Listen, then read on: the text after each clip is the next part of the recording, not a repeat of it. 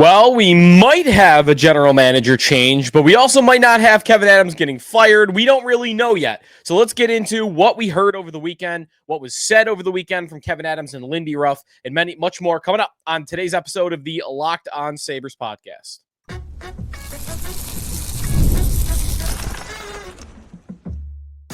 Your Locked On Sabres, your daily podcast on the Buffalo Sabres. Part of the Locked On Podcast Network. Your team every day. And welcome into this Monday edition of the Locked On Sabres podcast. And thanks for making us your first listen every day. We are free and available wherever you get your podcasts. You can check us out on our YouTube channel. If you do, be sure to like and subscribe the show there. And if you're looking for text updates throughout the offseason on Amerks and transactions, trades, if we get them, free agency when we get there as well, you can head over to our text club. If you're not already a subscriber, the place to sign up for that is at joinsubtext.com/LockedOnSabres. Sneaky Joe DiBiase here on a Monday. The playoffs have begun. The Sabres have packed up and gone home. The locker room is cleaned out, and we are waiting on a meeting between Sabres general manager Kevyn Adams and owner Terry Pegula to find out what we are going to see, what we are going to hear about who is the GM gonna be. We'll get to that coming up on today's episode of the show. Want to talk some playoffs a little bit later on today as well. The Battle of Ontario has begun. You still have a couple of series that have not got started. You have 2 game ones here on Monday and then another game one tomorrow on Tuesday. And your game twos are already getting going as well. So playoffs are underway and love this time of year, even though the Sabres have not participated in a very, very, very long time. Today, me and a couple friends were going to go golfing, and it rained here in Buffalo, so we went over to the golf simulator, and they've got the TVs there, and there's no live game on because it's the afternoon, so we're trying to figure out what to throw on. So we found on YouTube the full broadcast of Sabres Rangers Game 1 in 2007. That is the last playoff series the Sabres have won, and it is sad and amazing at the same time to look at the quality of the broadcast from that long ago. And I don't think that's just because of who uploaded it to YouTube. I'm sure it's part of it. But it's like not even real HD from back then.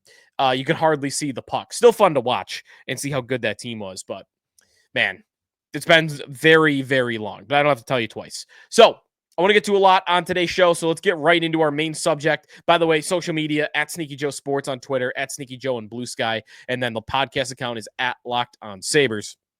We'll have a full week this week, and for the coming weeks going forward, 5 shows a week as the playoffs commence, and we're going to get all in on the Rochester Americans, of course, as well, and their playoff run, which begins on Friday.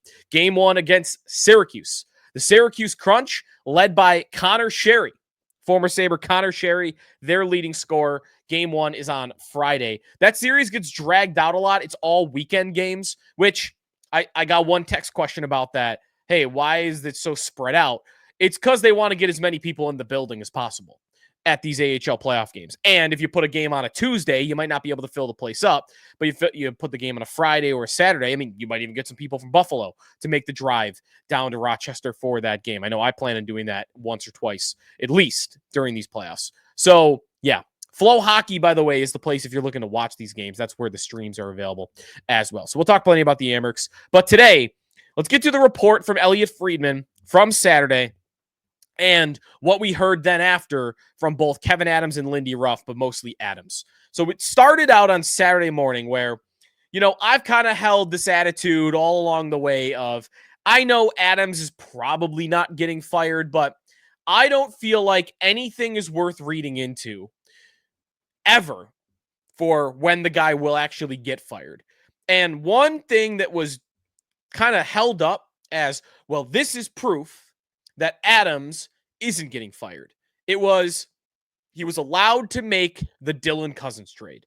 He was allowed to trade Dylan Cousins away to Ottawa for Josh Norris. And the idea was, well, if Adams was permitted to make that deal, then he must be staying because you wouldn't let him do it. if not, if you were planning on firing him. But one thing you're missing is if Terry Pegula liked that trade, it doesn't mean anything to whether Kevyn Adams is going to be the GM or not. If Adams presented him with a trade, and in his mind it was, I'm going to let him ride out the season, let him operate this trade deadline, and I'm going to move on afterwards, and it comes into his lap, and it's, Dylan Cousins for Josh Norris. And yeah, okay, this guy's got some injuries, but better overall player, and Cousins is kind of lost. All right, yeah, I'm in. But it doesn't change anything about his idea of what Adams' job security is. I don't think that's that crazy. I think that probably happens all the time in sports. So I don't think that has to mean anything about Adams staying on. And the report from Friedman was that he thinks there will be changes in the front office, that there's a shakeup coming, and that some of the staff around Kevyn Adams will change. And he did mention the possibility that there could be a job role change for Kevyn Adams from general manager to something else. And that's an idea that has been talked about, that we've mentioned here on this show for really the better part of a year for Kevyn Adams. And at this point, Adams is getting the question at his press conference, inevitably, about, hey, Elliot Friedman is saying, you might not be the GM anymore, that you might be a different role. He didn't mention president of hockey operations immediately, but that is the role that I think most people's minds went to. I don't even know that it has to be that, though. I think you could give Adams, if the Pegulas are so intent on keeping him in the organization because they love him and he's been working for the team for so long, that they could give him some title like senior VP of hockey operations, or senior hockey operations advisor, or, you can make something up. It's just not having him have his hands on the day-to-day operations of the Buffalo Sabres. President of hockey operations still sounds to me like he is dictating the future of this franchise, and that he is then going to pick the GM and have the ability to fire the GM. And that kind of gets confusing and convoluted, and I don't think that's I personally don't love that idea, but it's certainly possible. So Adams gets this question at the press conference, and he didn't do anything to say that it's not going to happen. Now, he did say Lindy Ruff will be back, and he talked a few times as though he's going to be the guy calling the shots in the summer, but he would not say that he's had any assurances from ownership that he's sticking around, and that he talked about a hard conversation that he's going to have with Terry Pegula. So he's going to fly down. He's going to meet with Terry Pegula, I'm assuming this week at some point. And this is where it's a complete guessing game, because Terry Pegula doesn't speak to the media, and we don't really get reports about what Terry Pegula is thinking. I think for the most part, he's pretty tight-lipped, and there's not a lot of rumors that come out about what he has in mind. So, with that being said, it's the Wild West. I have no idea what to tell you about what's going to happen with Kevyn Adams. I wouldn't be surprised if he was about to get fired. I wouldn't be surprised if he's getting a job title change, and I also wouldn't be surprised if he's staying on as the general manager. I think everything is on the table right now, because that is where we live with Terry Pegula as this owner and trying to cover this team. I think that's the most information that we really have on the subject. I don't think anybody in their right mind, though, is ready to defend the idea that Kevyn Adams should be back as this team's general manager. There is no defense of it, in my opinion, other than if you're Terry Pegula, he trusts him. That's it. And Terry's talked about this before when they fired Jason Botterill, that they didn't feel like they were being heard from the GM. And that's one thing that happens with Sean McDermott and Brandon Beane on the Bills side, is there are constant communications and conversations with Terry about what's going on with the football team. And it's not even that he has to make all the decisions, just he wants to be heard. He wants to be involved in the discussions. And he once said that about Jason Botterill, that he wasn't feeling heard. So that would be one benefit and reason that he would want to keep Adams, is I'm sure that happens with Kevyn Adams. 100%. And Adams talks about that too. So all that to mean that we're waiting for a meeting. We're waiting for a meeting and what direction Terry Pegula wants to go. If you asked my opinion right now, total guess at what we're headed for, my guess would be that Adams is going to get a job change. He's going to be not even president of hockey ops, but some senior VP of hockey operations. And Jason Karmanos is going to be promoted to general manager. That would be my guess. The other alternatives are that Adams has a role change and they bring in some assistant GM from another team, like Tampa's assistant GM or somebody else. That is possible, but that person having Adams still floating around in the organization and then Lindy underneath him, and you probably don't get the opportunity to hire your own coach if you're that new GM. That's not a perfect fit. So I wouldn't bet on that compared to just promoting somebody from within. And then there's the idea of hiring an experienced general manager, and that to me is fairy tale land. I am not at all anticipating they're about to go hire somebody with years and years of GM experience. Doesn't to me sound like the type of move that Terry Pegula would make. So that to me is the least likely outcome. And we will see this week. Now, one of the reasons that I don't need to see Kevyn Adams stay in the organization at all, especially GM, is there are just more things that he says in these press conferences that lead me to believe that he's just not learning on the job quick enough as someone that's been learning on the job for the better part of 5 years now. Get to that when we come back. Some things we heard from the final press conference as we try to evaluate the future of this front office. And then a little on the Stanley Cup playoffs coming up on the Locked On Sabres podcast. Today's episode of the Locked On Sabres podcast is presented by Gametime. The Stanley Cup playoffs are here, and if you've never been to a live NHL playoff game, my listeners, I'm sure. It's unlike anything else. The intensity, the speed, the energy in the building, it is next level. And thanks to Gametime, getting in the door is easier and more affordable than ever. And there are very drivable cities to go if you just want to know what it's like. I've had these thoughts about Toronto or Montreal is drivable and a great city to go visit. And NBA Plus, of course, there's Cleveland, which is not too far down the road as well. Gametime, the fastest way to grab playoff tickets, even for those must-see matchups. Prices actually drop as puck drop gets closer, and with last-minute deals, you could save up to 60%.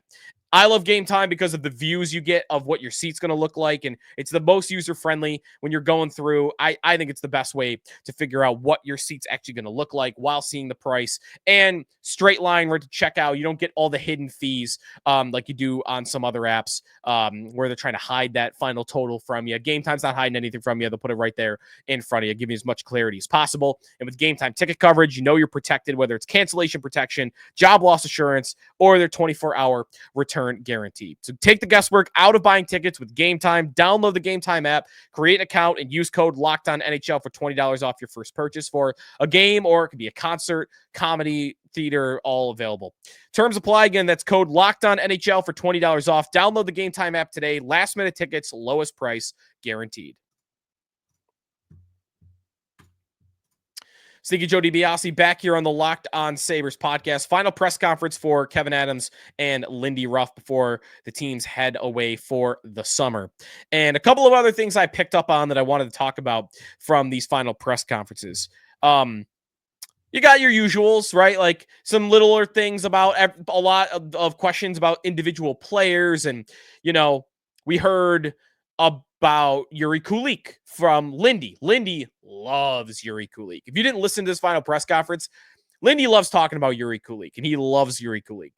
And Kulik looked really good in year one and his ability to play center. So I think they're expecting a lot from him. And that was kind of the mentality, I think, again, specific roster questions.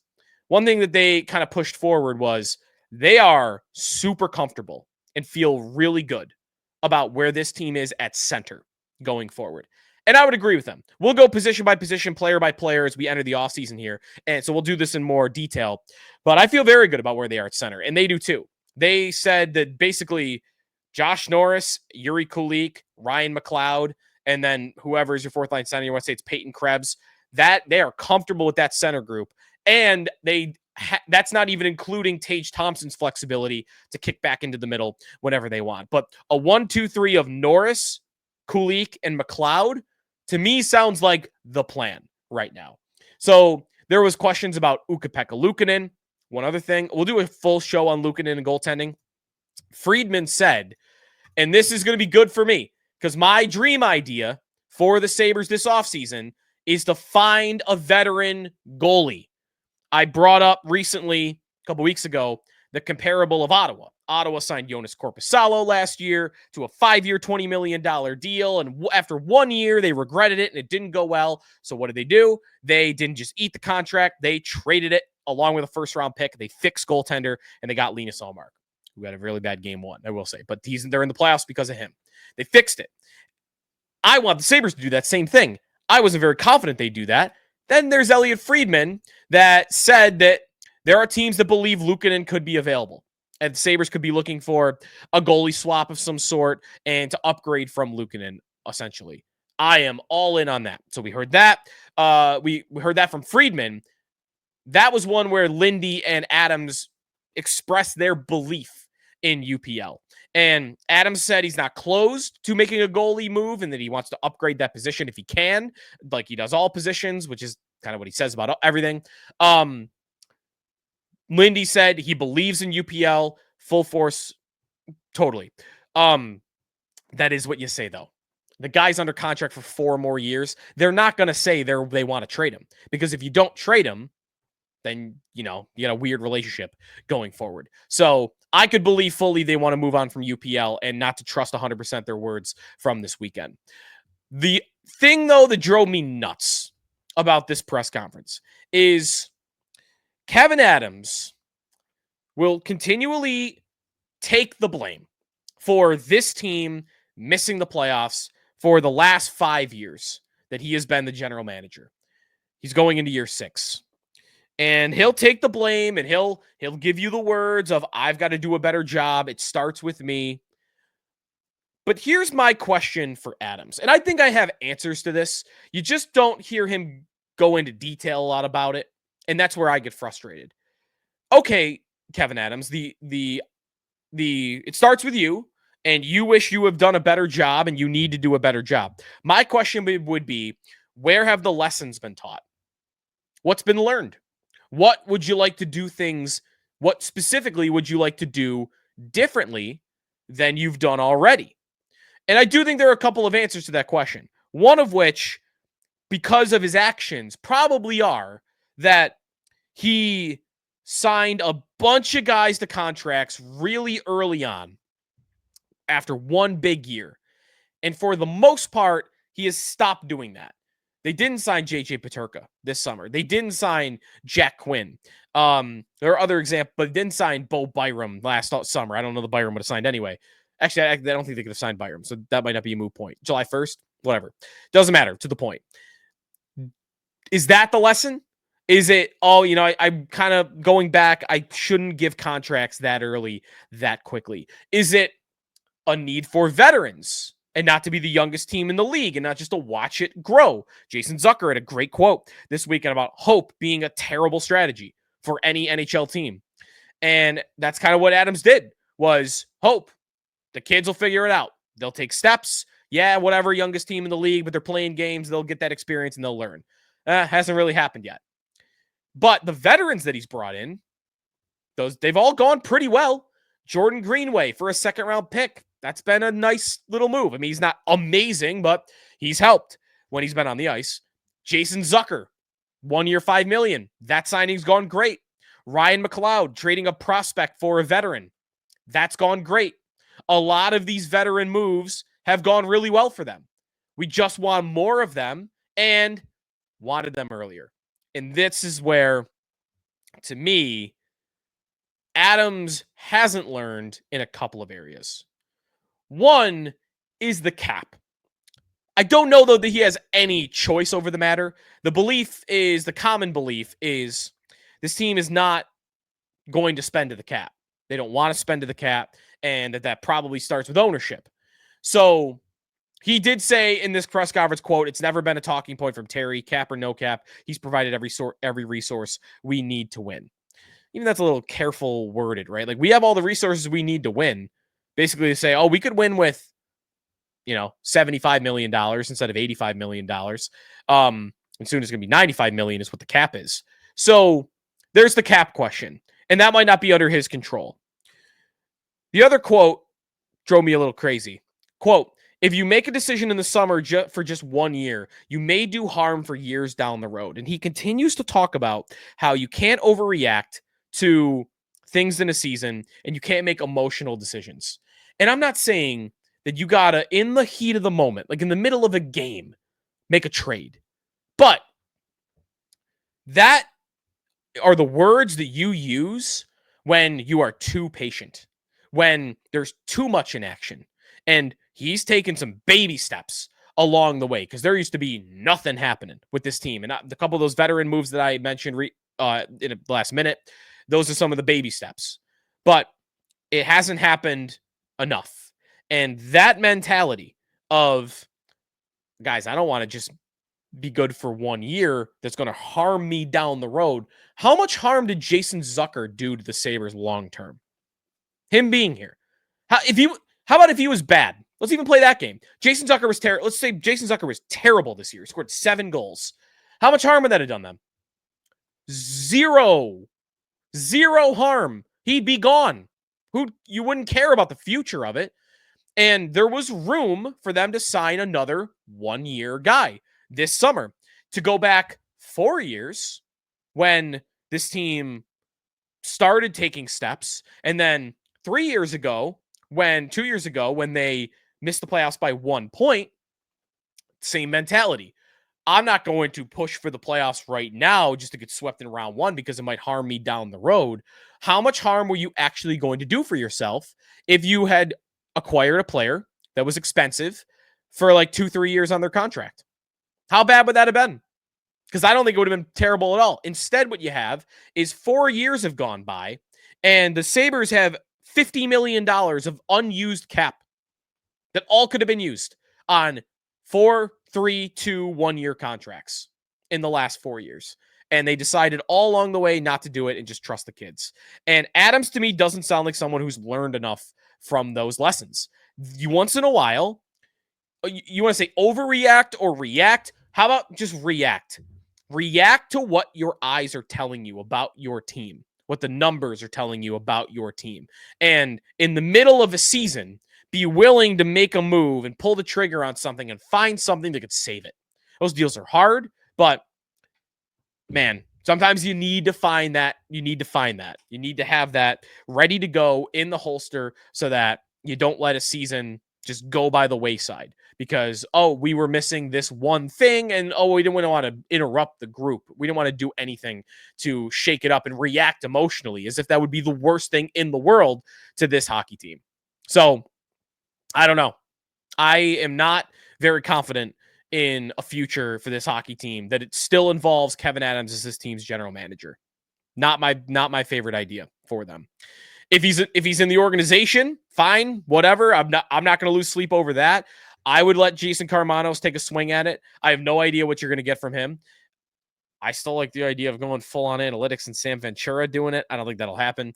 Yeah, we'll talk about some GM candidates though coming up. So not my favorite press conference whatsoever.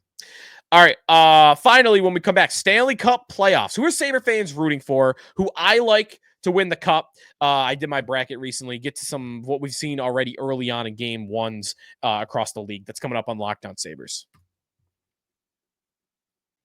Today's episode of the Locked On Sabres podcast is presented by Amazon Fire TV. Did you know that your Fire TV is also an Xbox? Turn any TV into your gaming and entertainment hub with Fire TV Stick 4K devices. No console required. Just grab your paired controller, subscribe, or sign in to Xbox Game Pass Ultimate with EA Play included, and you're ready to play. Dive into hundreds of premium titles, EA Sports, College Football 25. I play that a lot. Very good game. Call of Duty Black Ops 6, NHL, of course, 25 is a great game. Easily as you stream your favorite shows as well. That's available to you with all the streaming platforms. It's gaming made simple, and it's all on your Fire TV. With 4K streaming, watch more than 1.5 million movies and TV episodes from your favorite subscribe services like Netflix, Prime Video, Disney Plus, Max, and plenty more. Play high-quality Xbox games at a fraction of the cost of a console. If you already have a console, a Fire TV Stick 4K device is more affordable and easier to travel with, allowing you to take your kids' games wherever you plug in. So, or your games, of course, as well. Head it to Amazon.com/Fire TV Locked On to get started. Xbox Game Pass Ultimate subscription and compatible controller are required. Available on select devices, including Fire TV Stick 4K, Fire TV Stick 4K Max, and Fire TV Cube. Sneaky Joe DiBiase back here on the Locked On Sabres podcast. We enter the offseason mode and appreciate our listeners throughout the offseason. Hope we'll get some news for you. We'll have some fun conversations about the roster and what to expect this offseason. We'll have some, we'll dream big. We'll dream big. We'll play the lottery, Mitch Marner, and others. And of course, the GM job this week will be a talking point. And if they do something and we talk about a GM search, that'll of course be interesting as well. So the Stanley Cup playoffs are underway and we are through a couple of games so far. Last night, the game I wanted to talk about at the start here is the Battle of Ontario and Toronto and Ottawa. Part of it is about Marner, but part of it is about the Leafs in general. And what kind of story the Leafs going on a run here would be. The reason I feel like they're capable of going on a run is I kind of like their path. I think Ottawa is a flimsy opponent. It's going to really be dependent on Linus Ullmark, who has been awesome in the regular season for years now. But in his limited playoff experience that he had in Boston and now in one game with Ottawa, he's really struggled in the playoffs. And that started in a poor way for him, allowing, I think it was 5. I think maybe the 6 was the 6-1 an empty netter. I'm not even remembering off the top of my head right now. 6 goal was no, it was all 6. No empty netters. So he allows 6 against the Toronto Maple Leafs. Tough night for Ullmark. Sure, he got left out to dry a little bit. Marner beat him on a breakaway, right? Like that's not his fault. But Ottawa's going to need him to really carry them throughout this series. So Ottawa's not a great opponent, in my opinion. And then we'll see what we get out of Florida and Tampa tomorrow. Because Florida, I want to see how healthy they are. Kachuk coming back and, a lot of their guys have been banged up. Aaron Ekblad will come back eventually and what he likes. Now, he's been off the juice for a little bit. I want to see what Florida looks like. Florida's played a lot of hockey recently. They have not looked good when Marchand's been in the lineup, weirdly. I kind of like the idea that Toronto could go on a run here, but it's still Toronto, and it's still, man, they've always tried to find a way to choke it away. So they started off on a good note. Golden Knights look like they're going to cruise past the Minnesota Wild. The team, though, that I wanted to mention here, this is my Stanley Cup pick, and part of it is their path, and part of it is I really think they're the Bills of the NHL.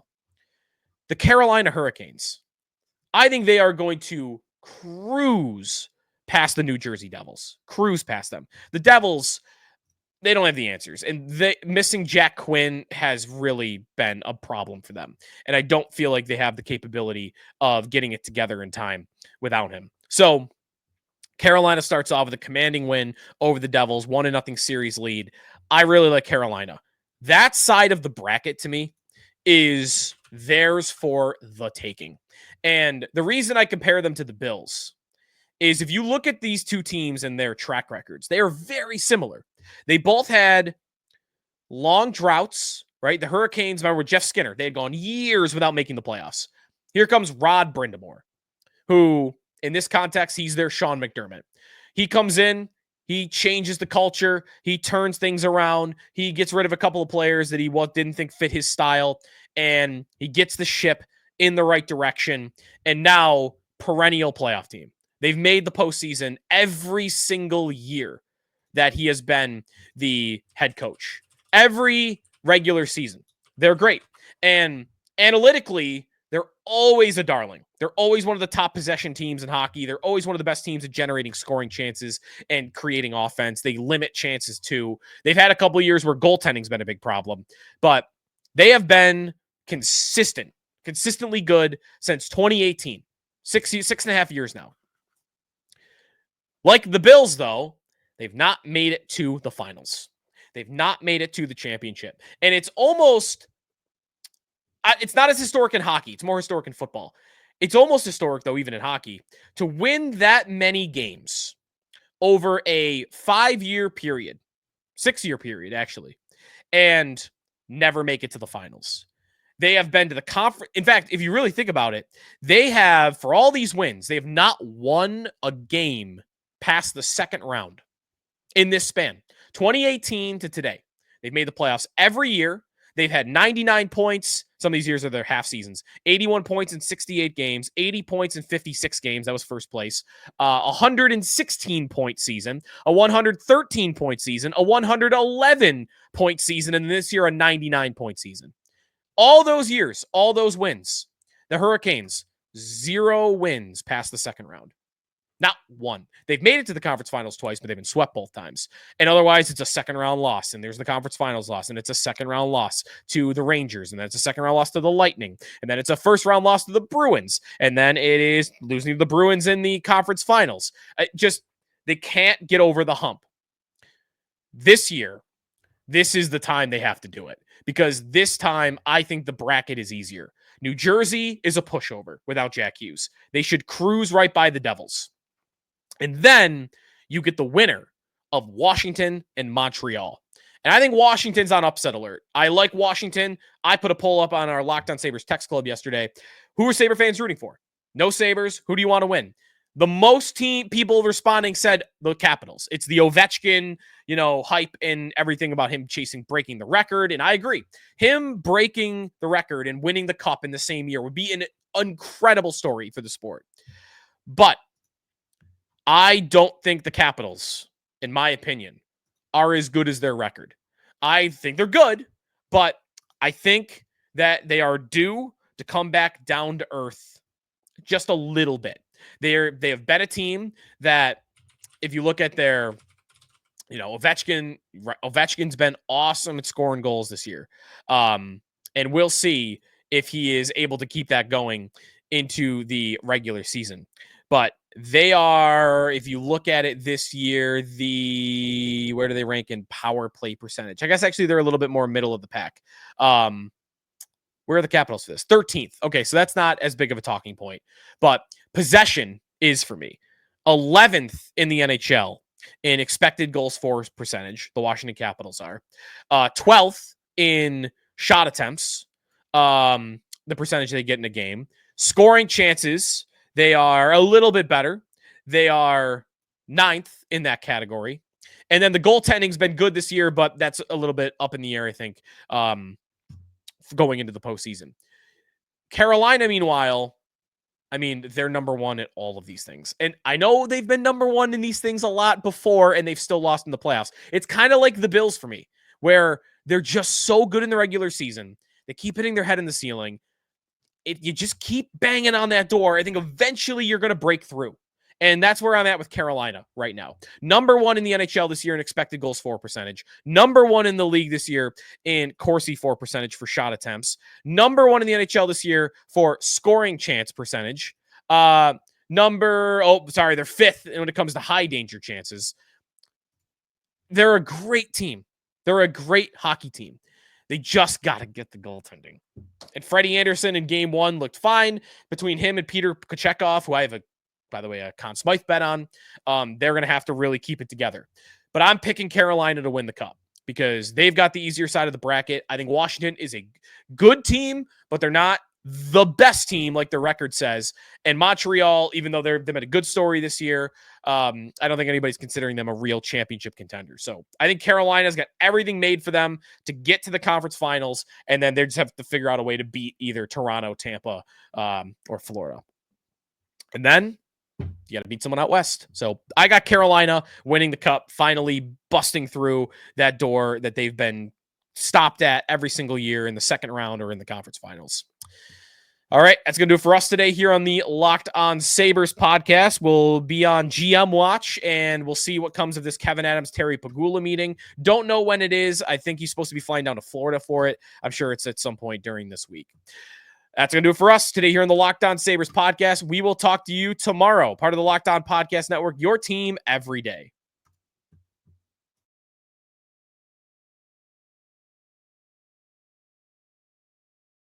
Wait, before I let you go here, I want to remind you to make your second listen Locked On NHL Game Night. You can check them out wherever you get your podcasts, every game throughout the playoffs, every night until a Stanley Cup champion is crowned. Get your local analysis on the national stage. Find Locked On NHL Game Night on Locked On NHL on YouTube or wherever you listen to your podcasts.